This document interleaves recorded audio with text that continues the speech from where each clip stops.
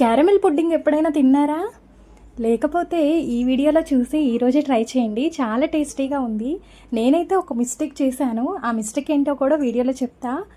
ఎలా చేసుకోవాలో వీడియోలోకి అయితే వెళ్ళిపోదాం. ఫస్ట్ అయితే ఒక 4 బ్రెడ్ స్లైసెస్ని తీసుకొని సైడ్స్ అయితే కట్ చేసేసుకోవాలి.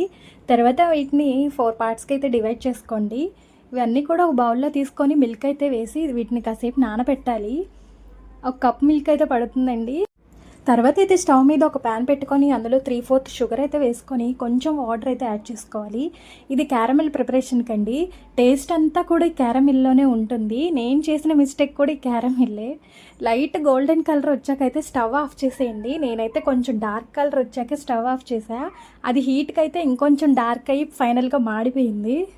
క్యారమెల్ని అయితే ఒక బౌల్లో తీసుకోవాలి. తర్వాత ఒక మిక్సీ జార్లోకి మనం ఇందాక నానబెట్టుకున్న బ్రెడ్, ఒక ఎగ్, మీరు కావాలంటే 2 అయినా వేసుకోవచ్చు, కొంచెం sugar and vanilla essence, egg smell లేకుండా ఉంటుంది.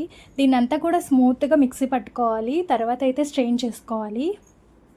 మనం జున్ను ఎలా చేసుకుంటామో సేమ్ అదే ప్రాసెస్లో అయితే చేసుకోవాలి. ఇది ఉడకడానికి అయితే ఇక్కడ 40 మినిట్స్ పడుతుంది. తర్వాత ఇది కొంచెం చల్లారాక ప్లేట్లోకి అయితే తీసుకొని ఫ్రిడ్జ్లో అయితే పెట్టుకోండి. ఎందుకంటే కూల్గా తింటేనే ఇది చాలా టేస్ట్ ఉంది. నేను చెప్పా కదా మీకు నా క్యారమిల్ అయితే మాడిపోయిందని. దానివల్ల అయితే మాకు కొంచెం చేదుగా అనిపించింది. ఆ పైన ఉన్న ఆ లేయర్ అంతా కూడా తీసేసి అయితే తిన్నాం. అది లేయర్ అంతా కూడా తీసేస్తే చాలా స్వీట్గా ఉంది అండ్ చాలా టేస్టీగా ఉంది.